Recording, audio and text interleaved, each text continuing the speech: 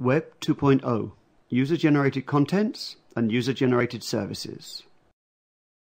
The general adoption of service-oriented architectures and service-oriented computing in the Internet has enabled the evolution of the web towards the so-called Web 2.0. The term Web 2.0 refers to a second generation of web development and design, which aims to facilitate communication and collaboration on the World Wide Web. 7 features define the Web 2.0. The web as a platform. The Internet becomes a place where users can use real software without installing anything on their computer. Users only need a web browser to gain access to thousands of different services. Harnessing collective intelligence. Web 2.0 applications take advantage of the group intelligence, which emerges from the collaboration and competition of the individuals that use them. Data is the next Intel inside. Applications are increasingly data-driven. Therefore, for competitive advantage, Web 2.0 applications must seek to own a unique, hard-to-recreate source of data. End of the software release cycle. Web 2.0 applications are delivered on the Internet as evolving services rather than as closed products. Lightweight programming models which enable more people to use and collaborate with my services. Software above the level of a single device. The PC is no longer the only access device for Internet applications.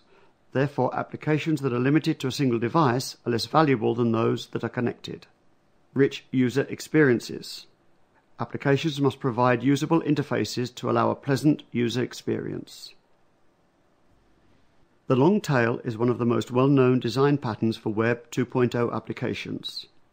It describes a niche strategy for businesses that consists of selling a large amount of low-demanded products, each in relatively small quantities. These sales can collectively make up a bigger market share than sporadic bestsellers and blockbusters. Following the mainstream of Web 2.0 technologies, new applications have come about on the Internet that are stirred by the notion of user-generated content. User-generated content refers to various kinds of media content, such as videos or photos, that are produced by end users and made publicly available. In this context, end users become prosumers, that is, producers and consumers. On the one hand, end users can behave as producers, uploading and sharing their own contents. On the other hand, end users can behave as consumers, that is, they can discover, gain access to, rate and recommend producers' contents. Popular user-generated content-oriented websites include Wikipedia for encyclopedia-like content, Flickr for photographs, and YouTube for videos.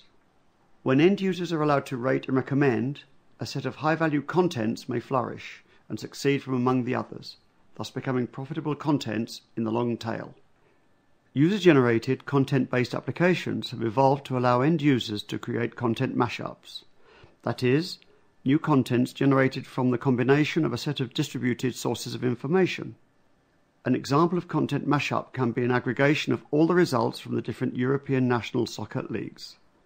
Content mashups can be further enhanced with interactions with distributed services and a programmatic logic, thus becoming user-generated services, also known as service mashups. An example of service mashup can enhance the previous content mashup with a map showing where the different matches were played. Among other lesser options, 3 of the IT giants, Yahoo, Microsoft and Google, offer their own solutions for creating content and service mashups in the form of Pipes, Popfly and Google Mashup Editor respectively. User-centric platforms for telecom-oriented, user-generated services.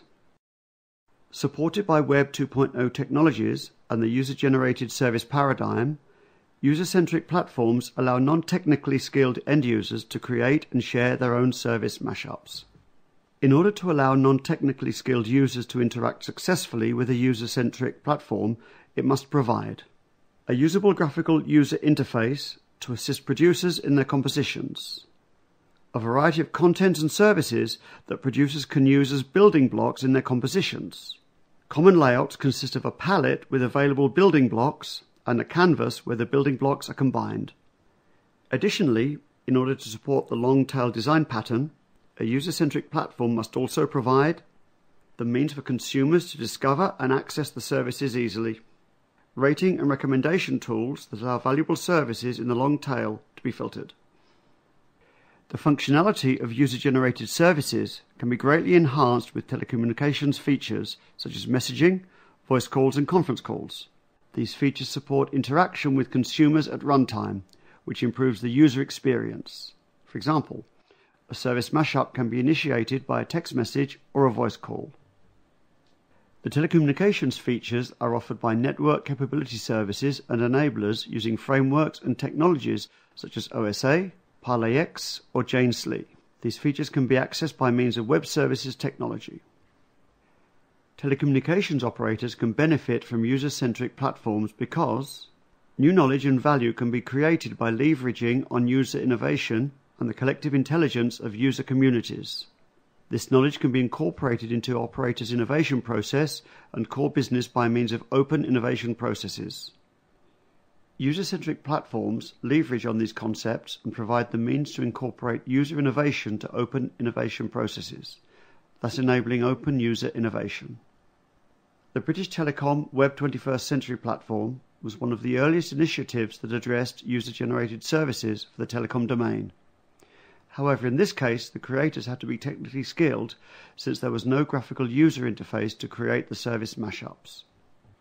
Following British Telecom's platform launch, other telecom operators began to provide developers with community portals to the Web 2.0 and open interfaces for network access. For example, Telefónica's Open Mobile Forum, Vodafone's Beta Vine, Orange Partner, and America Online Developer Network.